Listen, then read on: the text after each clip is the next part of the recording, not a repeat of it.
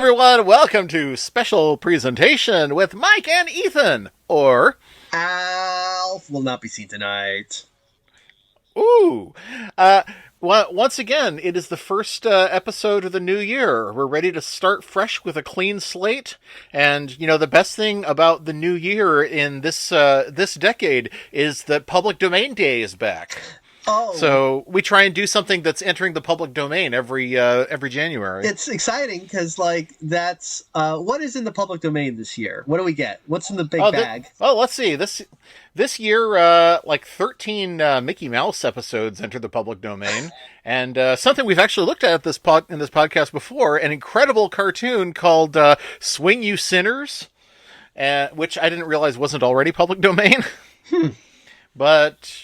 But the big thing entering the public domain this year, apparently, is Betty Boop. Betty Boop.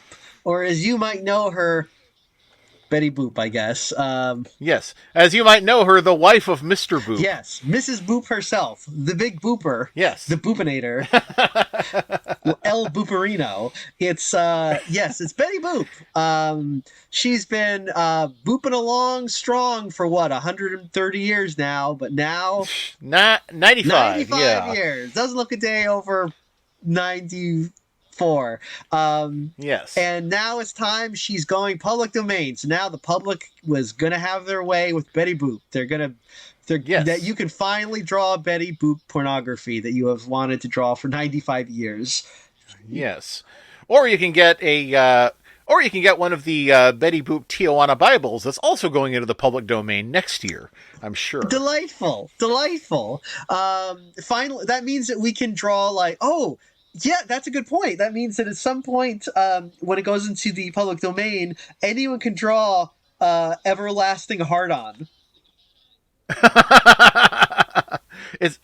What's that? Is that like the Tijuana Bible version of Everett True? Yeah, it's a 1910 porno cartoon about a little guy with a giant dick, and he looks basically like not more, Mutt and Jeff. He looks like the little one, but he's got a giant dick, and he just does dick shenanigans. Like I think he tries to fuck he's like, oh, there's a hot there's a hot flapper walking by behind a fence, and he's like, oh, I'm gonna fuck her through the hole in the fence, but oh no, it turned out I'm actually fucking like a goat or something through there. Like that's the sort of humor that it has. It was is it like I'm sort of imagining R. Crumb's cartoon about Dick Nose. It's that level of humor, I think.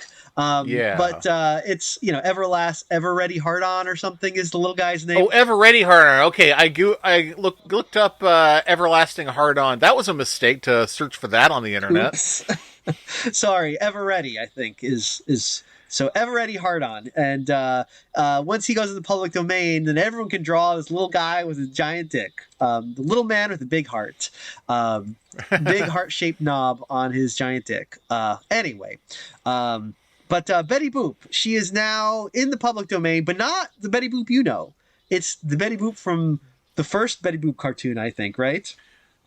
Yes, the very first Betty Boop cartoon was not, in fact, a Betty Boop cartoon. It was a Bimbo the Dog cartoon. And once Betty Boop hit the scene, Bimbo found himself literally shrunk in scope as Betty became the star, and he kind of got squashed down into a sort of chibi form. He doesn't look the same in the cartoon that is now public domain at all. No, he's kind of he's kind of this long, lanky, rubber hosey type guy. Yep. He's doesn't even look like a dog. He looks more like I don't know. He's Seal? Yeah, seal. He's got weird ears. I don't know. It's but yeah. Also, the name Bimbo the Dog really does not prepare you for what he looks like. The language was different back then. That's for sure.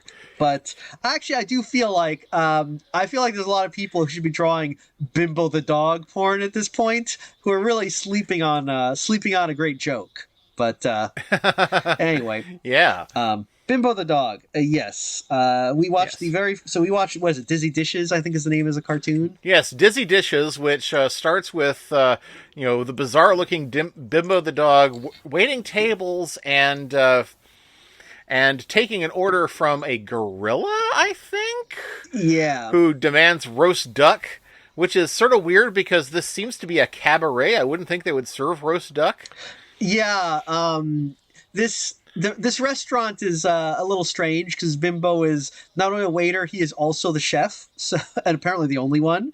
And Oh, it's like Ratatouille. yeah, so there's a lot going on in this. That would explain why his hat actually takes a bow while he's bowing to the crowd. Yeah, Pixar totally ripped this cartoon off. Yeah. So Bimbo, yeah, this one is Bimbo the dog. He's a waiter. He keeps trying to get this roast duck, but wacky shenanigans happen instead. And the funniest part, of course, is when a clearly Jewish guy leans in and says, "Where's my ham?" Oh, yeah. And Bimbo throws something at him that is, I think, supposed to be a ham, and it's got like Hebrew characters on it. It's a ham, but with Hebrew letters on it. Yeah.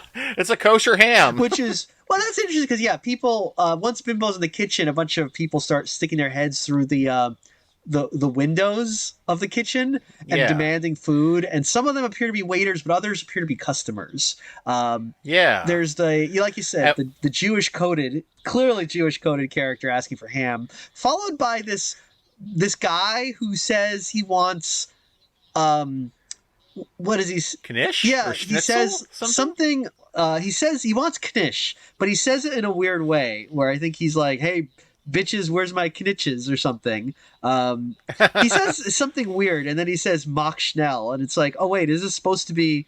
And I was a little confused by that one because it's like the fact that he's asking for knish. Wait, where are knishes from? I thought knishes were another Jewish thing.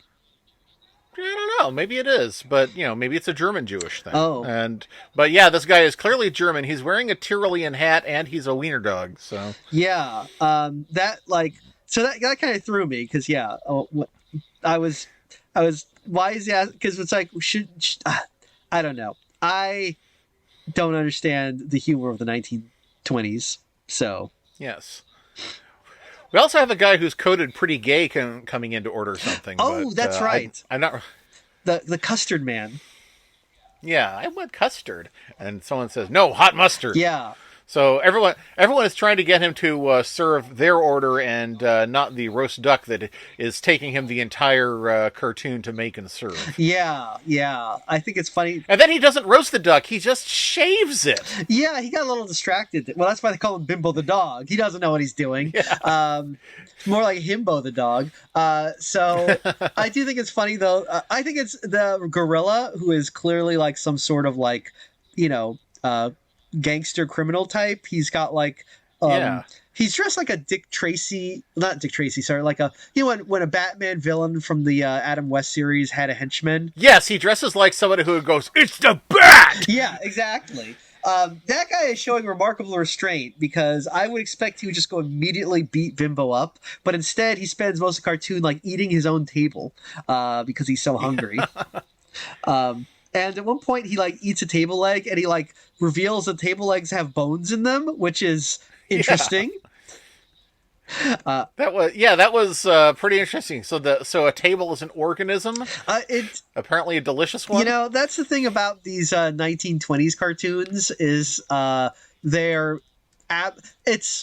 fascinating because obviously the people making them were just amused to be able to do things. It's like, hey, we can draw whatever we want, and so just everything is insane.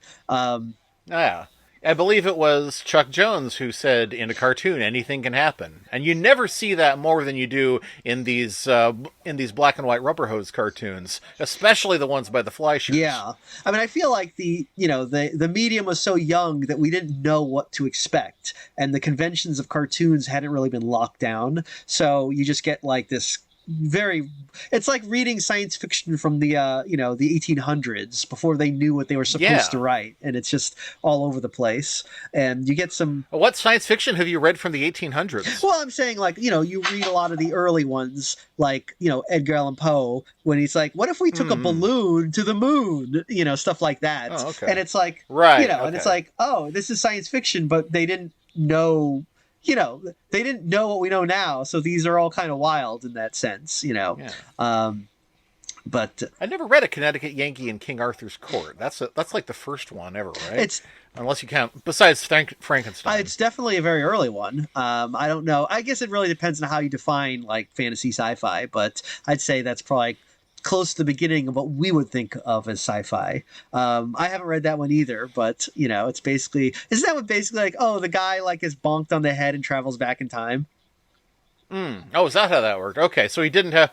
Okay. Oh, I think I'm confusing it with a movie with a similar theme where an astronaut ends up going back in time. Oh. And he has a robot that looks just like him. Oh, I don't know this one. What movie was this? Damn. Say so in the comments if you know what movie I'm talking about. Yeah, I don't know about an astronaut who goes back in time, but it definitely sounds interesting. It's from like the late 70s or something. Okay, yeah, doesn't ring a bell. Probably like The Time something or other. I don't know. That's not Time After Time, is it? No, That's something Time else. After Time, though, is pretty good. That's the one where H.G. Wells invents a time machine, but then Jack the Ripper steals it and goes to 1980 San Francisco. Oh, is that the inspiration for the dinosaur ride? Oh, it might be. It definitely shares a little bit there. In Well, it theming. definitely would have been fun if in the dinosaur ride, Jack the Ripper popped up behind you or something. Yeah. Yeah. Have you ever seen? And then a T-Rex got Have him. you ever seen Time After Time? No, I haven't. It's quite good actually. I would recommend it. Starring Roddy McDowall, I believe, as H.G. Wells, and John Malkovich, I think, is the other guy. Oh, really? Oh no, David Warner. Sorry, it's David Warner, I think. Oh, David Warner. So anyway, Hey, that is also David Warner. Yeah, Crow. he's definitely a he's a versatile actor. Yeah. Anyway, so Bimbo the dog. So yeah, Bimbo the dog, and it ends with the gorilla coming in and demanding his roast duck. So Bimbo puts every ingredient on the table and chops it up, mincing for a full minute until it all turns into a toy train that he rides on and into the distance. Great ending. Yeah. Well, you can see why Betty Boop was really the breakout star of this. Yeah. Actually, you can't. I don't know. Because she's kind of barely there. She really is just a dancing girl here, but she definitely stands out. I mean, she looks different, like than the Betty Boop we know. She is a dog, for one thing. She is a dog, yes. So Betty got the surgery and became fully human, and Bimbo, I guess, didn't. Yeah. So this she does that boop doop thing, boop boop doop, but her mouth is very weird in this one. Yeah, her mouth, she can sort of inflate her lips in a really uncanny way. She honestly looks more ape-like than dog-like a lot of the time. Yeah, I'm not a fan. I am not a fan of that. I think that I'm not a fan of this version of Betty Boop. I'll just say that. People must have been pretty into her if this cartoon gave everyone the hots for Betty Boop. I will say she's a lot thicker in this than she is in most other things. I mean, that's true. That's true. I think probably maybe the 1920s was a different time, and just like their humor doesn't make a whole lot of sense to me, I guess what made them horny also doesn't make a whole lot of sense. And I'm speaking as a furry, so I'm just kind of like, okay, I guess. Yes. But so Betty Boop was basically created by a cartoonist named Grim Natwick, who was a major part of animation history in this country, not least of which because he created Betty Boop, but he was still working up until and past Roger Rabbit. Well, wow. And and I think he may have actually been the creator of Sonny the Cuckoo Bird from Cocoa Puffs. Oh, well. So Good.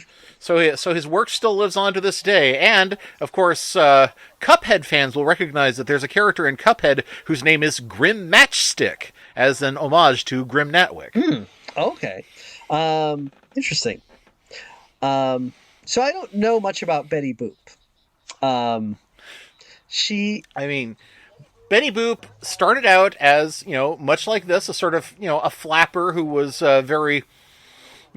very sexually charged, and then as she got more popular, they got leaned on to make her more domestic. So, she might have gotten possessed by that same genie that possessed Janine from the Ghostbusters. I feel like she went through kind of the same metamorphosis that Blondie did. Yeah. So, yeah, they a lot of... but the best Betty Boop cartoons, in my opinion, are the ones where, they use Betty's relative normalcy to contrast against incredibly weird shit happening in the background. The one that everyone knows, I'm pretty sure, is Minnie the Moocher. Right. Where Betty Boop goes into a haunted house and is stalked by a phantom walrus, and which voiced by Cab Calloway, of course. Oh, gotta watch out for the giant floating disembodied head of Cab Calloway. Yeah. But the other one that we watched this one because it actually has a relative, connection to our show. Because the Fleischers, who made Betty Boop, were also involved with Popeye.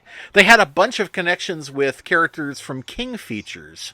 So we will also watch the only cartoon to feature the very obscure now King Features character Little Jimmy. Oh, okay. Yeah. I've never heard of this guy before. Never heard of Little Jimmy. Was he a thing at one point? Yeah.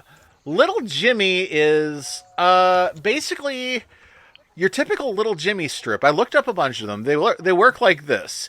Little Jimmy and his dad will be doing something. His dad will say, "Jimmy, go get me some nails." And Jimmy will go running along and then get distracted by something and make trouble for his dad along the way. And then he gets spanked.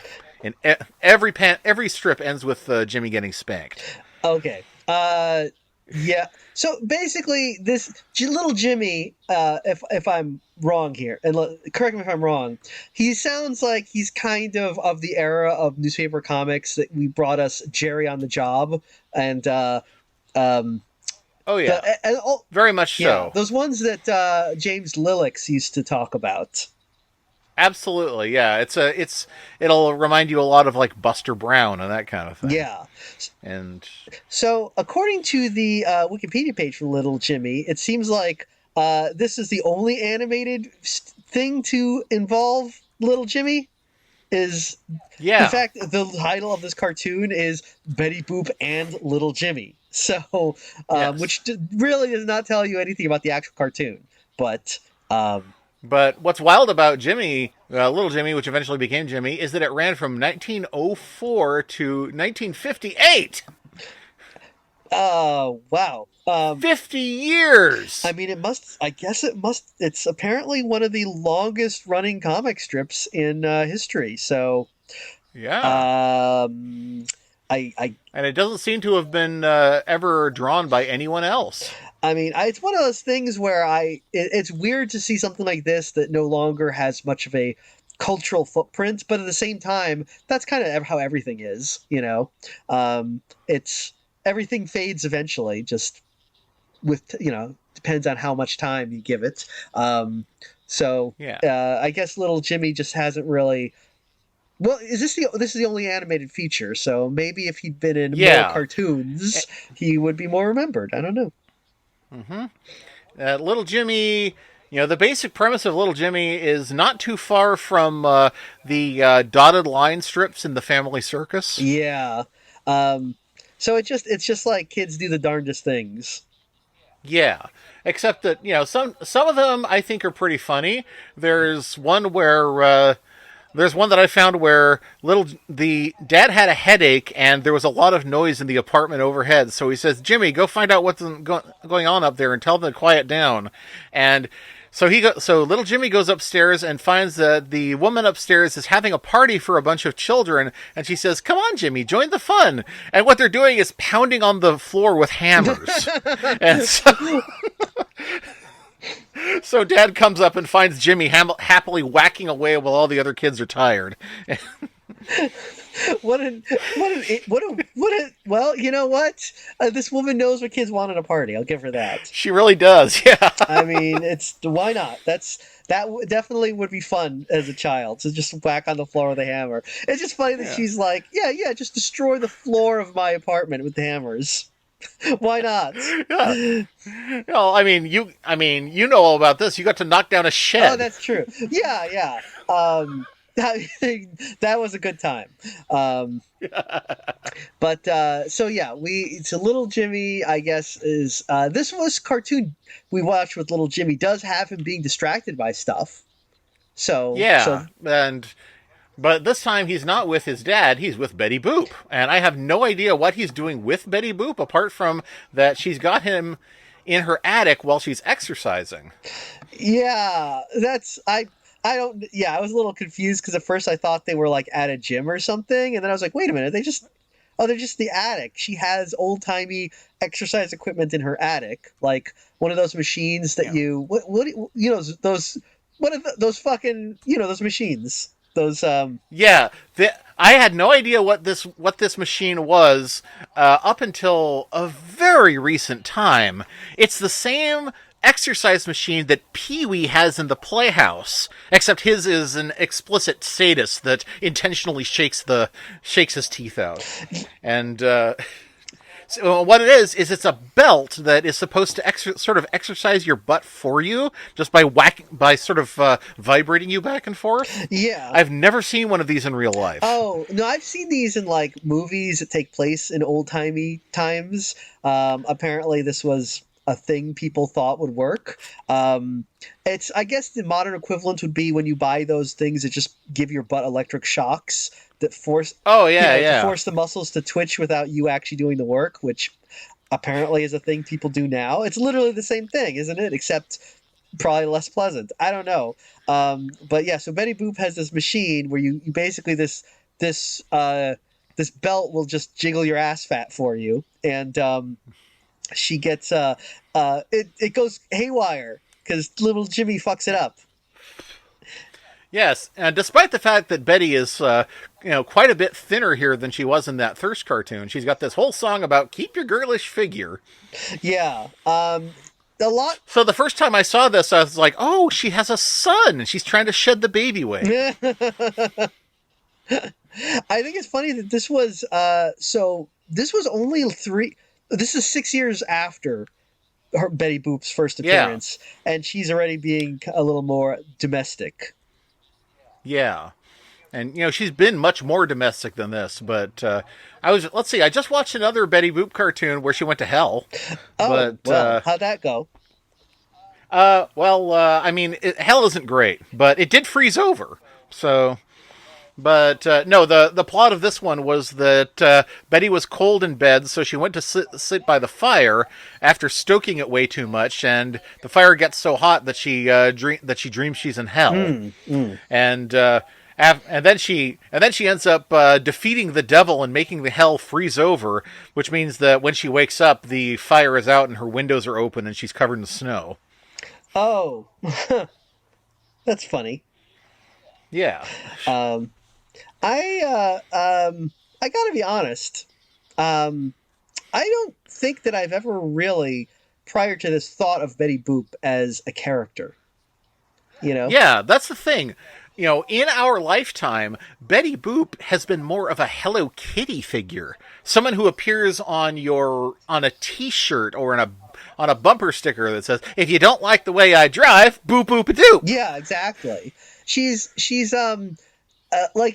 kind of one of those things that like Hello Kitty are totally divorced from all meaning, and now it's like an aesthetic. So I mean, I think like half the Betty Boop stuff I see is like Betty Boop is a car hop, Yeah.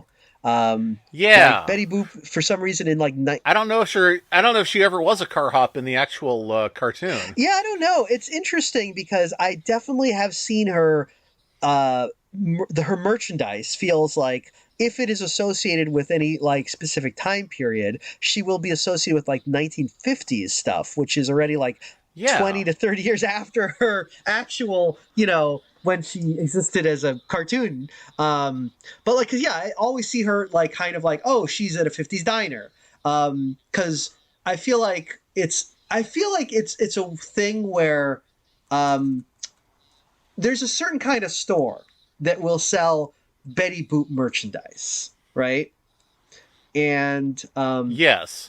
Like especially a neighborhood antique store where somebody will be selling all of their Betty Boop stuff, and it'll be right next to a thing that has a whole bunch of Coke stuff, yes, and yes. then there'll be like a big collection of like Burger King memorabilia from like kids meals that you forgot ever existed from long before the Burger King Kids Club or something like that. Yeah, yeah, exactly. It's like that sort of thing, and it used to be. I feel like this thing doesn't exist anymore, but it used to be when you went to like the mall, there would be kind of a store that would sell not fine art, but like really shitty art for like nouveau riche people. So Right. it would be like they would usually sell things that like, oh yeah, a stupid person would think this is really classy. You know what I'm saying? Like so it'd be like velvet paintings of like, you know, a martini glass with like an anthropomorphic like olive dancing around the rim, or like a big picture of um I'm trying to think, like of Elvis. Elvis? Elvis, yeah, like a Yeah. velvet painting Yeah, I of was gonna Elvis. say all the kind of stuff that you get if you want your house to look like a red robin. Yeah, or like something like Nagel, like a lot of Nagel pictures. If Yeah. you, and usually if you're like, well, I'm starting a hair salon, I need some Nagel prints. You'd go to a store like this, and also like, Oh yeah, and they would have those motivational posters yes, too, the yes. real ones, not the Oh yeah, memes. yeah, exactly. And lots of pictures of like dolphins, very often like with kind of like jumping through prisms and stuff like that. There was this definite like vaporwave feel to it, I think. But Yeah. Think of think of the think of the paintings that Marge's painting of Homer asleep on the couch beat for the yeah, contest. yeah, exactly. Like that sort of thing. And I feel like these are the stores that used to sell lots of Betty Boop merchandise. You could get your Betty Boop like wall clock. You could get like a standee of her that you could put your wine glass on. Um, a big like 3 foot tall fiberglass Betty Boop who'd hold your toilet paper. All this stuff, right? And Right. also, oh yeah, because um, I have an aunt who buys who has decorated her house almost entirely in I Love Lucy memorabilia. So she has like a bazillion Oh. I Love Lucy like commemorative plates. She's got like framed posters of like I Love Lucy with the Vita Vigim Metatonic whatever.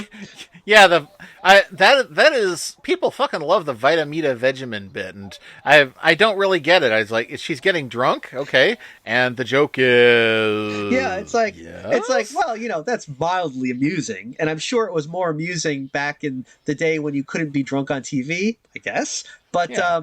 You couldn't be drunk on TV, but then again, you couldn't say pregnant on TV yeah, either. She had to say she was enceinte or some shit like that. what a world! What a ridiculous world! That was see, that's why it was Betty Boop really grabbed the imagination the pre-code days, because Yeah, she was kind of she could be a lot more forthright in a lot of uh, her sexuality. It's right there. But anyway, but the point is, I'm saying that like for my life, I've always thought of Betty Boop as just like, oh, it's a thing that like boomers like. It's like a boomer yeah, obsessive thing, like you said, like Coke yeah. memorabilia, or like Lucy, or like Elvis pictures, or Princess Diana things. It's like that sort of thing. And I'm not. You know what? As Generation X ages and continues toward the boomer era, you know what I bet is going to be a lot like this, and I'm going to give you all a tip to invest in this when it becomes an option. If you see any at the antique store, grab it. Joe Camel shit. Oh shit! They're going Yeah. to eat that shit up so much. Yeah, no, 100%. That's so true. Joe Camel is going to come back in a big way. Oh, I feel like I'm already seeing it in like antique stores. You know, I feel like Yeah. he's poised.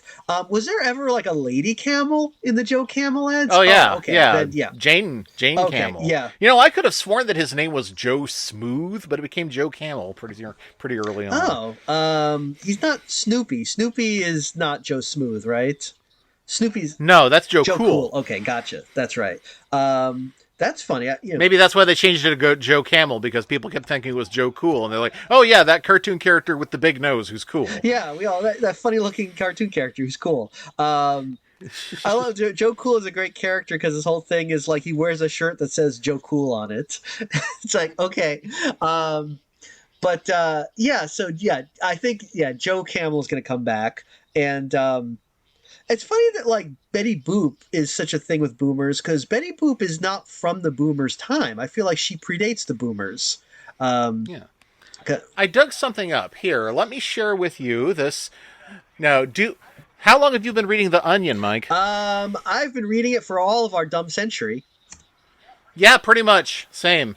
And so here's one from just the beginning of the century, from October 16th, 2002. Do you remember the Jean Teasdale articles? No.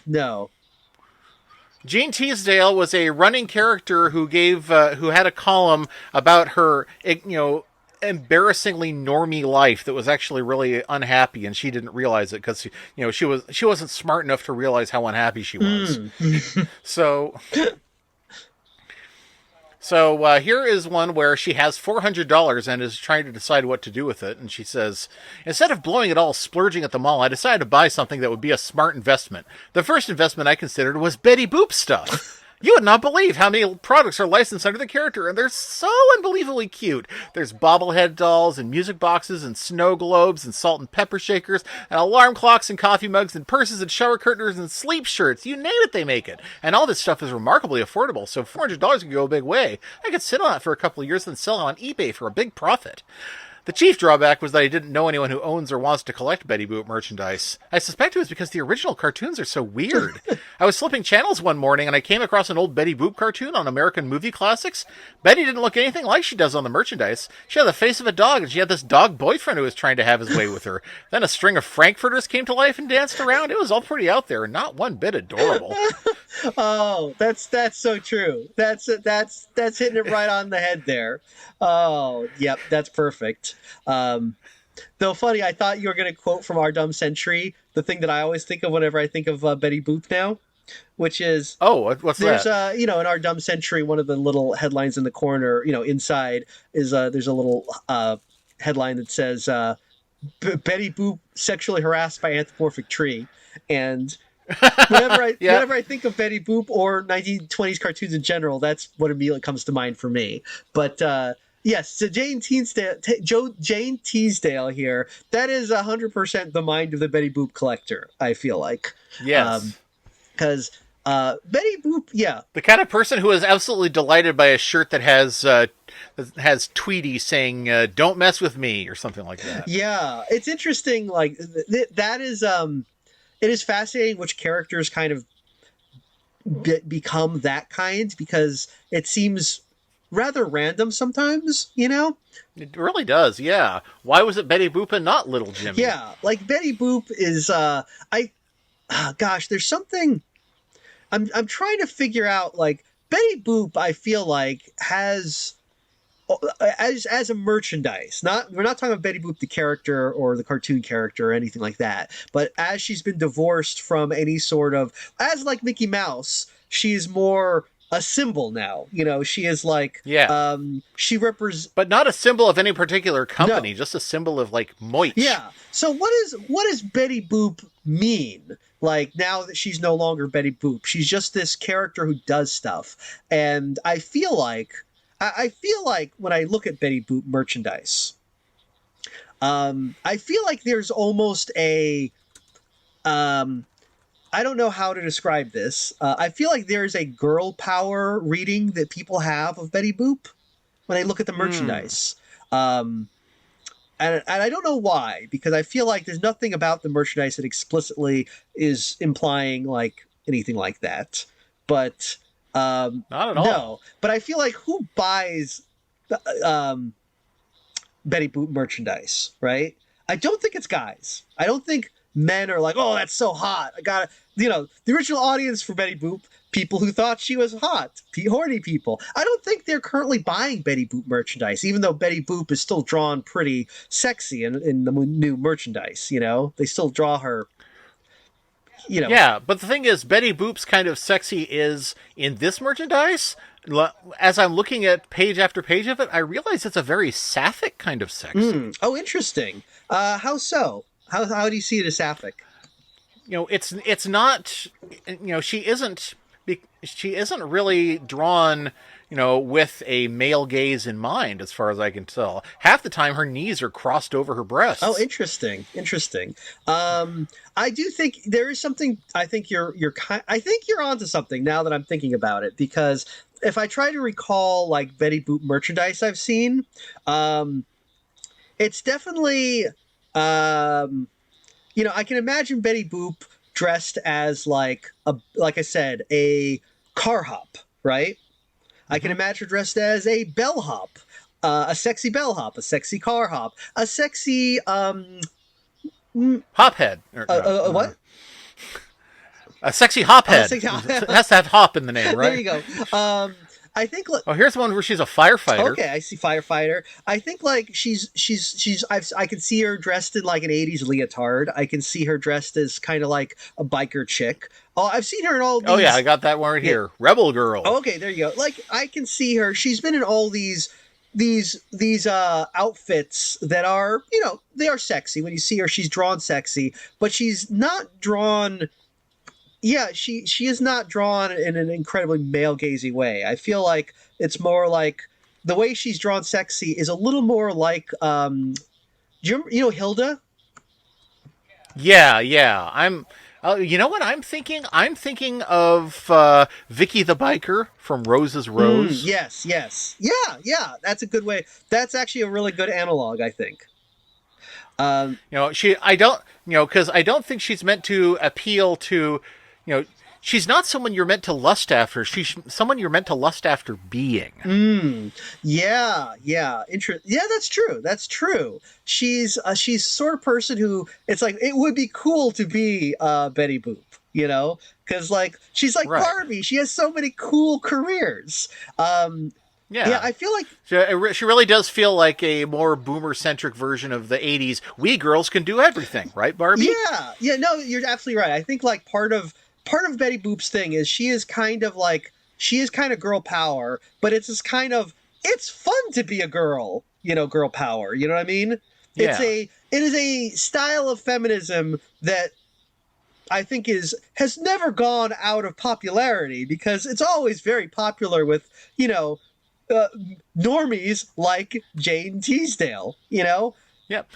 Because everyone likes to have a shirt that says "Hooray for me." Yeah, exactly. So she is very like she is hot, but yeah, it's not like she's hot in that way where it's like yeah, it's like it'd be cool to be a hot girl.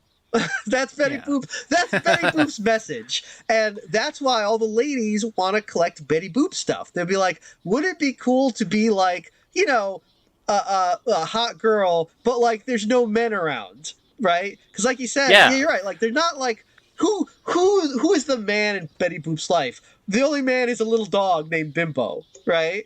Who? So there's Sometimes Coco the clown is there, oh but he's we never see her like dating him or oh anything. gross. I would not date Coco the clown. That is disgusting. I fucking hate that clown. Ugh. Just yeah. Coco? Really? Oh, so look at that. Look at him. Look at that. Look at that pervert. Disgusting. But if I'm just saying, if I were Betty Boop, I would not be dating that guy. I might date the dog, but never a clown. Um, But anyway, yeah, is this why the Mr. Boop comic worked so well? I feel like. Yeah, I think so. Yeah, because that's something that you never really explored about Mr. Boop is that, the idea of Betty Boop having a husband kind of causes her to stop being Betty Boop. Yeah, like I feel like there's something about like, and also just the fact that like Mr. Boop, it's like choosing that particular like, character to be the one sexually obsessed with, because you could pick like any character to do that. It could have been Mr. Barbie. It could have been I don't know. Mr. Piggy, Mr. Hello. Yeah, like there's so many. I think probably why it works with Betty Boop is because she is, for one thing, no longer a character, so you can basically give her any personality that you think of. So she's this blank slate, but also the fact that she is this kind of, like you said, kind of this this sapphic figure. This I think she's kind of like not. I think is she a girl next door? Kind of, not quite. She is kind of innocent, but she's also kind of like worldly. She's portrayed as a girl next door in the other thing that we watched, but that is, yeah. Well, that's also kind of an interesting take on Betty Boop, and I have to say, like, having watched the other thing that we watched, I actually kind of liked it. I thought it was really good. Oh, okay. Yeah, so we've talked about Betty Boop's origin, but, the other half of this podcast is a 1985 special made by, of all people, after seeing the Fleischers and their incredibly lifelike, maybe not lifelike, but incredibly animated portrayal of Betty Boop. This one is by, oh damn! What's the guy that we always talk about? Who's always angry? Bill Melendez. Bill Melendez. Yes, Bill Melendez, who basically made a half-hour Schoolhouse Rock episode about Betty Boop. it's you know what? It's definitely a little strange seeing Betty Boop drawn in kind of Peanuts style. It's a little odd, but it's really weird when she turns to the side and you see her, that her lower jaw is just her lip. That kept creeping me out. Oh, that's so funny because I actually was like, when I was watching this, I was like, part of the reason I've never really thought of Betty Boop as a sex figure, despite the fact that she's, drawn all hot, is just like that fucking face with that weird mouth that's just like, literally on the tip of her chin. Yeah. And is she supposed to always be sort of tipping her head forward? That would make more sense. I mean, she looks like one of those, like when you go like a koi fish, so so I'm not a fan of that, but in this one when they show her from the side, I'm like, oh, from the side view she's kind of cute actually. She's actually maybe I can see the appeal there. But I did like this because this is the first time that I actually gave any thought to Betty Boop as a character with, personality and desires and a world to live in. And I kind of liked it. I was charmed by this whole thing. Yes. Oh, I didn't even say the name. It's The Romance of Betty Boop. Yeah, so this is nice because it does actually situate Betty Boop in her original milieu, the 1920s, but she's in the actual 1920s, not the Fleischer brothers 1920s. So it's there's not like anthropomorphic trees and stuff. There's no dancing sausages. It's just the normal 1920s. No, there is a talking animal, but it's her parrot. So it really doesn't feel like the Fleischers at all. It feels like maybe those were the cartoons that she starred in, and this is her life when she's not a cartoon. Yeah, when she's not being a cartoon star. This was written by Ron Friedman, who I know best as the script writer for Transformers the movie. So, but I think that really goes to show that this is very much a male perspective version of Betty Boop. Oh, this is not the sapphic version of Betty Boop. Really, that's interesting because I actually thought that this was kind of in keeping with the sapphic version of Betty Boop, even though they do kind of force that ending, but Yeah. I think the thing that I got out of this one is Betty Boop is not super interested in men. Betty Boop is super interested in what men can do for her, you know?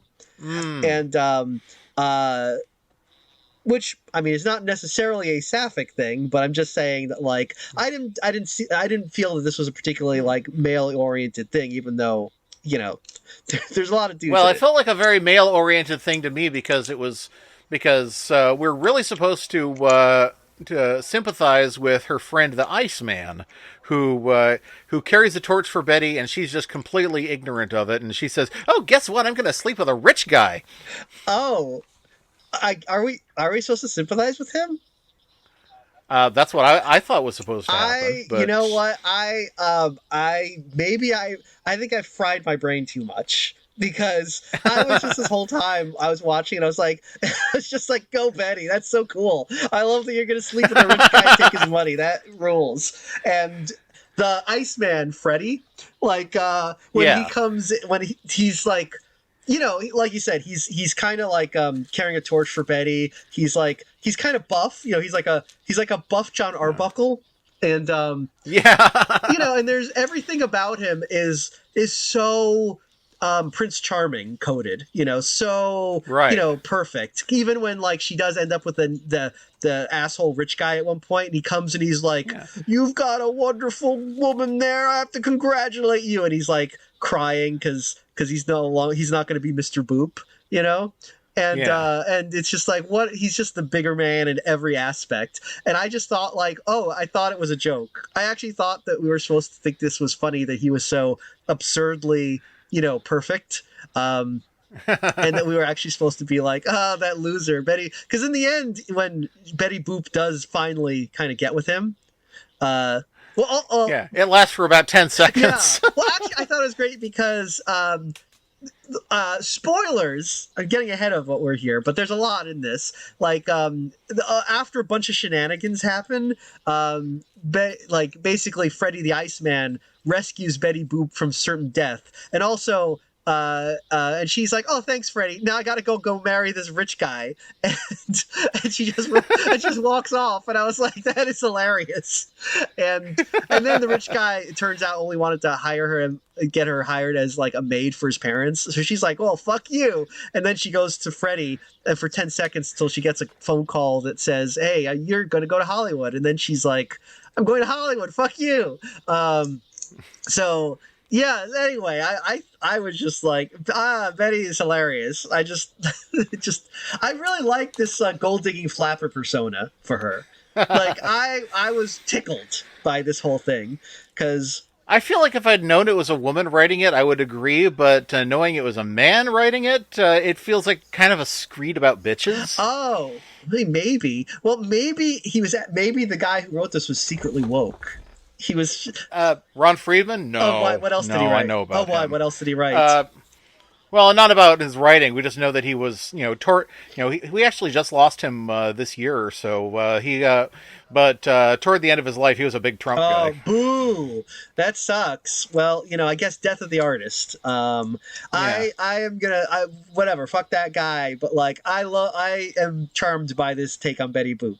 I love that she's just like. I think she even says at one point, that doesn't the I think the narrator like introduces her as a gold digger. Yeah.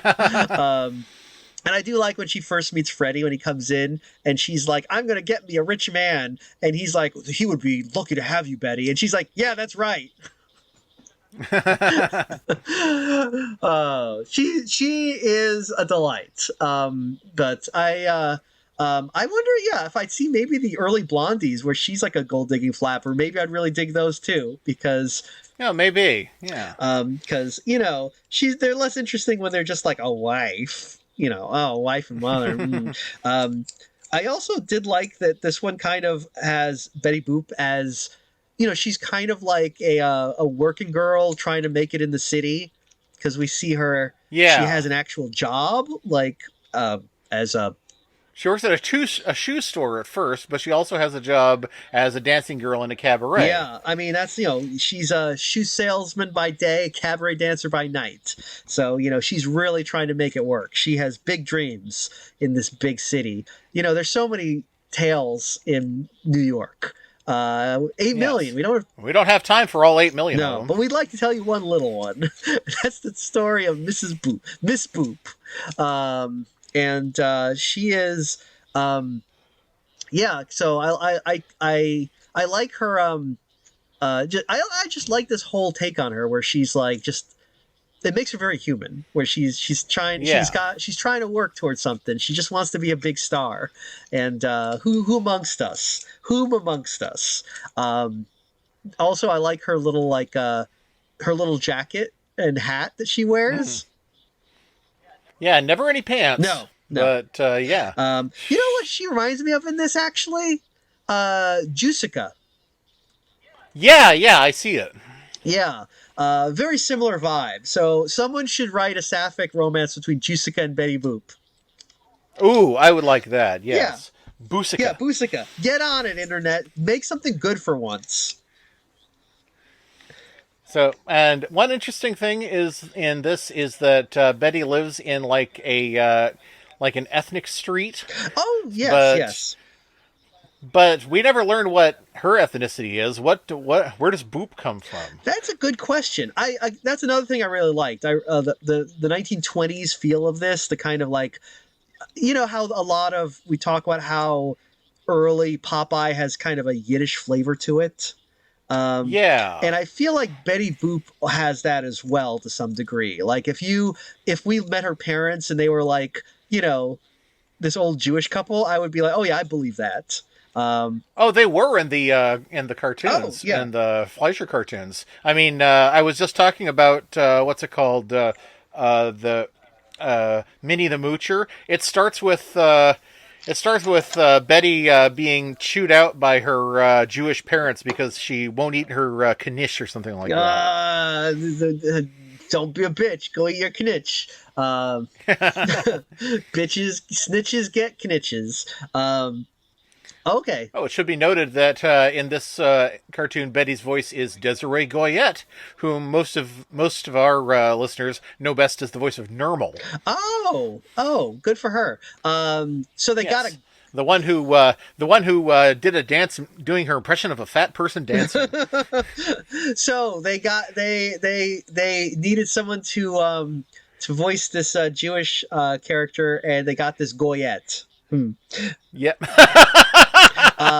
I do, yeah. The ethnic neighborhood is interesting because we do know there's this German butcher, and there's like this Italian other store owner, and we definitely hear some kind of Yiddishy accents among her neighbors.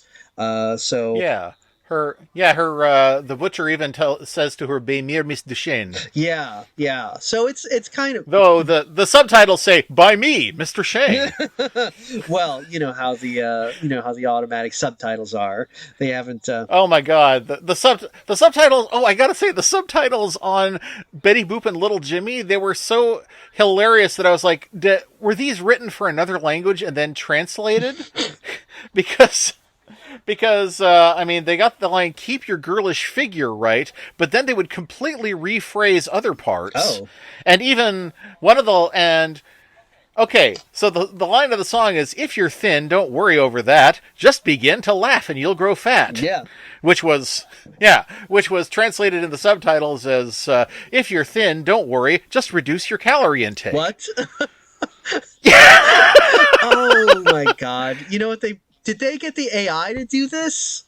Because I can only assume that they got the AI to hear the English lyrics, translate it into other languages, and then translate it back from like German or Japanese or something. That is 100% an AI thing, though, because if you'll notice, the AI is terrible. And for many reasons that we don't need to get into right now. We've noticed, yes. But one of the things that I've noticed about the AI is that it's very dedicated to promoting, good, like, clean, moral living. And by that I mean that there's really only two things that it doesn't like, and it hates sex, and it hates fat people. The AI, because like if you try to get it, like, hey, tell me a sexy story about like a girl who eats a big cake, they'll be like, I cannot, like, I've been programmed not to talk about immoral things like overeating. In fact, you should practice good dietary habits and like get regular exercise, and it'll start lecturing you. And it's just like, oh, Yeah. I'm sorry. The Nazi plagiarism machine that drinks oceans is gonna lecture me? Fuck you. Yeah, so I feel like this thing changing, like, a fun song to like, we need to give you actual diet tips, is like, that is such an AI thing. It's always doing that shit. Stop telling, the AI should stop fucking telling me how to live my life. I want to eat cake. I'm gonna eat fucking cake. Shut up. I don't need a clanker criticizing my bodily autonomy. Anyway. God damn it, yeah. But anyway, Betty Boop, yes. Why were we talking about the subtitles? Oh, yeah, because the subtitles are off in all of these. Is like so. But unfortunately, there are some that I absolutely can't translate, because the subtitles say that, when the ladies are sitting on the doorstep greeting Betty Boop, they say, she's such a sweetheart. Well, should I do like this? She's such a delightful child. It's like, she doesn't say, well, should I do like this? But I have no idea what she actually says, because I think she's speaking in Yiddish or German or something. Oh, yeah, I didn't catch on what she said there. And everyone on the street just loves Betty. She's better than TV for them. I really, again, this is kind of fun. I mean, it's kind of cute. Yeah. I like this whole thing where she's kind of like, oh, everybody loves this, like, this flapper. She's kind of like I don't know what you would call this kind of character. I guess she's everyone loves this ingenue. Yeah, everyone loves the local sluts, but like in a very wholesome way. It's delightful. It's delightful. I'm just so happy to see Betty thriving in her element. I've decided maybe I like Betty Boop now. Maybe I'm going to start collecting Betty Boop merchandise after having seen this special. Well, wow! Finally, Gene Teasdale will have someone to sell it to. Oh, good. Well, there's not a lot of Betty Boop merchandise based on this special. That's the real problem, I think. There was a second special, but it seems to be about her adventures in Hollywood and how she met Bimbo and Coco. Oh, is it also by the Melendez brothers? I don't think it is. Huh. Okay, I'd be curious to see that one. I want to see what happens to Betty when she leaves it all behind. And there's something else called Betty Boop for President that we should be looking into. Oh, I mean, she's got my vote.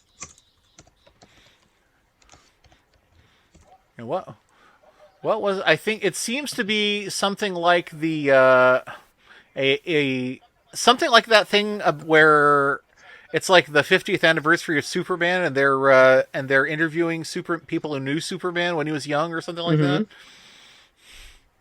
Or like that Pokemon video where they talk to Ash's aunt. Oh yeah, I remember that one. So they interview Betty Boop. Yeah, Betty Boop runs for... No, that's right. It's basically the Betty Boop version of the Weird Adventures of Mutt and Jeff and Bug Off. Oh, okay. They compiled a bunch of Betty Boop cartoons, a bunch of PD Betty Boop cartoons, into a narrative somehow. Wow. Okay. You got to make a buck. Really? So I know that. So Betty Boop has run for president. Gumby has run for president. Yes. Who else has run? Barbie has run for president. Howard the Duck has run for president. Man. Howard the Duck's slogan was "Get down, America." Wow. Well, honestly, hard to believe that Carter beat him. Yeah, I mean, honestly, all of those seem like good presidential choices, I think. Yeah.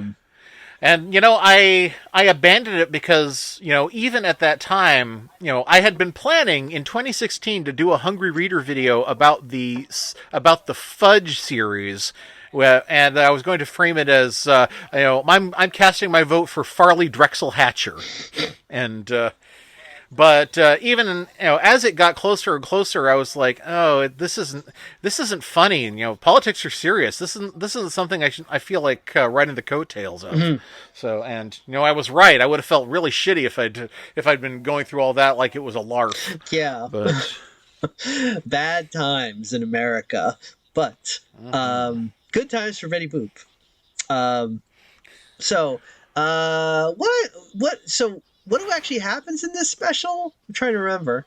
okay, so Betty Boop has two jobs where she either works selling shoes and also works in a cabaret by night, and she has a very supportive boss who is like Russian. Oh yeah, Misha Bubble, Uncle Misha Bubble. Yes. Yeah. And the gangsters who come in later do call him the Russian. So Yeah. and there's a mob boss named Johnny Throat who has a perpetual laryngitis, and he only says and guess who does the voices of Frank Welker. No, it's George Wendt of all people. What? Okay, that's interesting. Norm of all people, it's George Wendt doing that, but he's also one of the other gangsters. And the third gangster is Robert Towers, who we have never talked about before, but I have a feeling that someday we will, because he was Karg in the live-action Masters of the Universe. Karg? Which one was Karg? Yeah, he was one of the four villains that Skeletor deployed to Earth. Oh. The one with the big hair, who was kind of the leader, but he was kind of useless too. Yeah, I remember him. He's not in the TV series. No, most of those characters are not in the TV series, and only two of them got toys. Yeah, it's like, I don't get it. Why are you doing things that don't involve making toys? Did you not get the memo? That's what this is all about. Yeah, who's making this? Mattel? Gee, Mattel, what do you normally do? You gotta make the toys, See, this is why kids are still buying Transformers, and He-Man only appeals to nostalgic 40-somethings. Yeah, they really dropped the ball on that one. Well, the kids not. You should have killed He-Man. I can't. Apparently, it worked for us. You mean I can't believe Just ask Ron Friedman. He was the one who killed Optimus Prime. So the kids are not into He-Man these days. It seems. What's up with that? It's strange, especially considering that the She-Ra anime revival on Netflix was so popular, and the other He-Man, the one that's headed by Kevin Smith, I think that was a hit too. But maybe He-Man works better as a cartoon than a toy. Maybe. I mean, I don't get it. I don't get it. I mean, I've always whatever. Who knows what appeals to the kids nowadays? Apparently, there's still a SpongeBob cartoon on the air. So yeah, there's like. Even though, the creator died and he said, please don't make SpongeBob cartoons without me. Here they go anyway. Well, gotta make the money. Yeah. So, okay, where were we with Betty Boop? That's right. And she also has this Iceman with a horse and cart who delivers ice to her. And by the time he gets it up to her 30th floor apartment, it's the ice cube he's delivering is just right to drop in her drink, which is the only thing I remember from when I saw it when I was 5. I mean, that's a funny gag. It is. So I was like, yeah, that's funny. He carries a huge torch for her, and she's just like, oh, yeah, you're great. Yeah, get out of here. Yeah, I mean, I think I do like, I think she's correct. Just when she's like, get out of here. You rich? No, get the fuck out. She knows what she wants. She wants a rich guy. She wants someone to give her a lot of money, and it's like, I get it. Yep. I get it. You realize that guys who have a lot of money, don't necessarily need just one girl. Well, As soon as he sees a wrinkle, you're out in your well, ass. but she's young. She doesn't. That's a tomorrow problem. That's not. Why would Betty Boop have to worry about that? She's gonna be young and hot forever. So she's like, she gets she's going to date Waldo. What's the guy's name? It's like Waldo Richman or something. Keldrast or no? What? Waldo von Lavish, Yes. yeah, and who has a very 30s brill creamed kind of oh shoot, what's his name from Gone with the Wind? Clark Gable. Yeah, look. this guy's a real asshole. He's pretty much just he's very like Troy McClure's like, that's the funniest anecdote I've ever heard. Now you tell one, like that kind of self-absorbed rich guy. Spends the whole special just talking about how great he is. And Betty Boop is like, yeah, whatever you say, you got money, right? Oh, I like that. I like this blonde cigarette girl. Oh yeah, actually. yeah. She was fun. She's a good design. Yeah. But yeah, so Uncle Misha Bubbles. Sorry. Yeah, he's in trouble with the mob, and the mob leader, Johnny Throat, shows up and basically sells Betty Boop to them. He's like, I don't think you have the reason.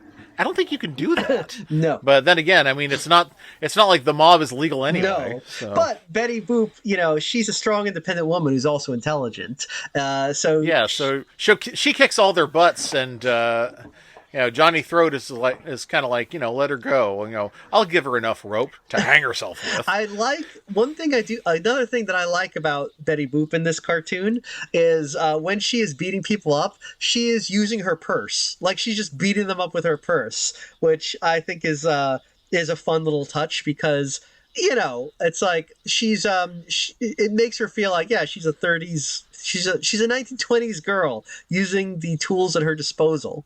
So she's I think she says. I think she even says, "I have a brick in my purse for you too, Mr. Throat." Yeah, she's it's dangerous in the big city in New York, so she's got to she's got to protect herself. She's got to carry around a brick.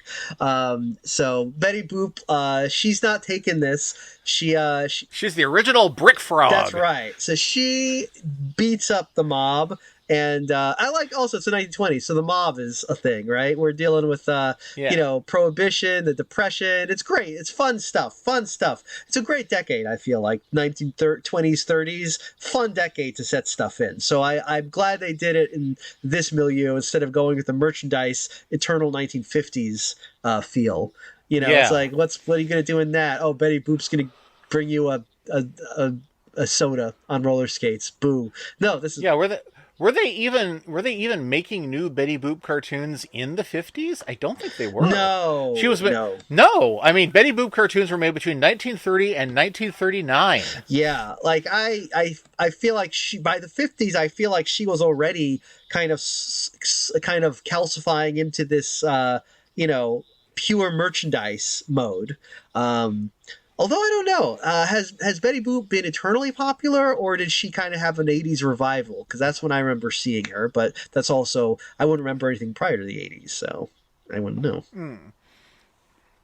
I don't know. I'm not sure who's making money off of all of this merchandise, but it must be someone, because since they keep selling it.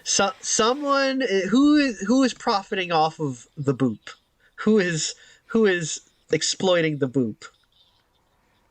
UMM, Republic Pictures, Aaron Spelling Productions, and then Viacom, and I guess Viacom is now Paramount. So Paramount owns everything. I didn't realize that Viacom had broken apart into CBS and Paramount. Oh, well, I'm sure they'll all get bought up by someone. Yes. Maybe it'll be me. Maybe. Okay, so Betty Boop, she beats up these gangsters. The gangsters are still after her because they want they want some of that They want some of that hot booping. Yeah, he wants some of that boop booty. So they're after her, and yeah, Betty her date with Waldo goes pretty well, but for a while, you know, until the gangsters show up, and then of course turns out that he's a huge coward, you know, and he's not like the he's not the manly man that she thought he was.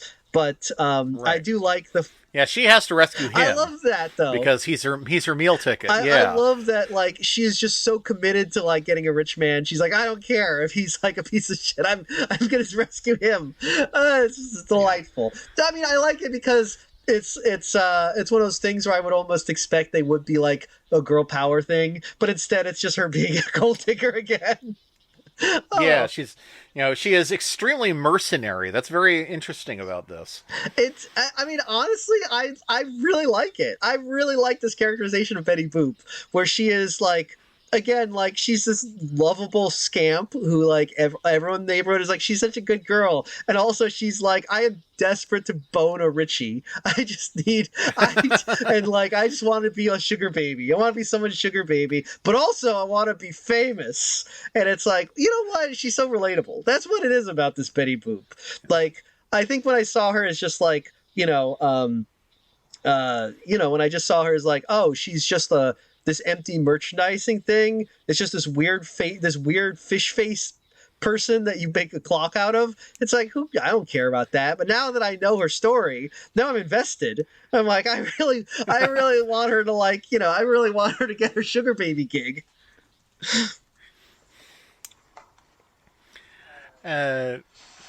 Also, okay, so it all ends with a kind of King Kong-esque climb to the top of a big thermometer-shaped soda display.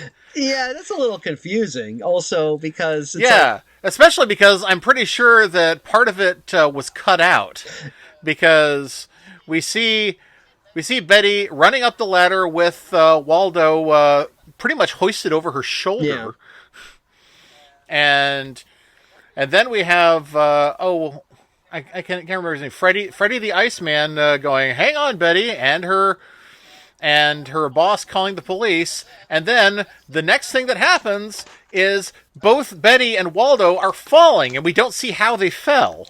Oh yeah, and then just Freddy shows up. We don't see how they fell.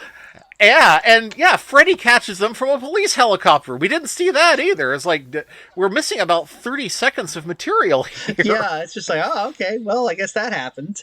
It just all got solved in a minute. Yeah, and then, like, that's when she's just like, Freddy, thanks, Freddy, and then she, like, picks up Waldo and is like, let's go see your parents. It's like, I love it. Yep. Also, I love that I was like trying to figure out, how did that thermometer thing work? Because I assumed those were lights, but they seemed to just ride the lights to the top. So that was pretty weird. Yeah, they rode them. They're like animated bubbles, and the villains actually grab onto the bubbles and hang on. Yeah, it's like, okay, I don't think that's how it works, but you know what? It's fine. It's a cartoon. Anything can happen. So to be fair, I think this would work a lot better in a Batman movie, in one of the maybe not a Tim Burton one, but one of the Joel Schumacher ones where the city of Gotham is 90% statues. Oh yeah. Okay, now I want to know, when are we getting our live action Betty Boop movie? Oh man, yeah, give us it has to have her, pulling someone in real close and going, "I'm Betty Boop." It's like, prepare to get booped. And she's piling the Boopmobile through the streets. If you don't like the way I drive, boop boop a doop. So come on, really? Naturally. Well, you're running into commercials. You're trying to look through. No, I was trying to I was just like, there's got to be a Betty Boop live action movie planned, right? And of course, it's like Betty Boop horror adaptation heading to AFM. It's like, of course, everything really? that goes. Everything that goes public domain gets a horror adaptation. Where's the horror adaptation of shit? Never mind. I mean, that other thing that went into the public domain. Oh, Rube Goldberg. No, that one already did. Oh yeah. Ooh, a Rube Goldberg horror movie. Wait, that's just Saw, pretty isn't much, it? Yeah.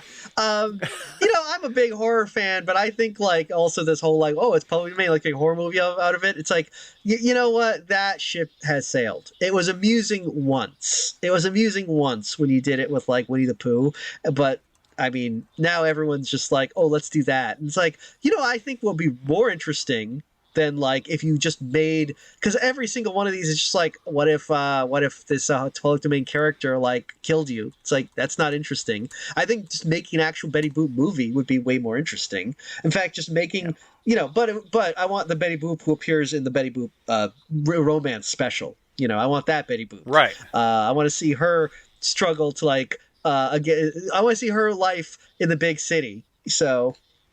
And bring back her Jewish parents. I want that. I would like a Jewish Betty Boop. I feel like that's really missing. It is the Jewiness of Betty Boop. They should call her Betty Joop.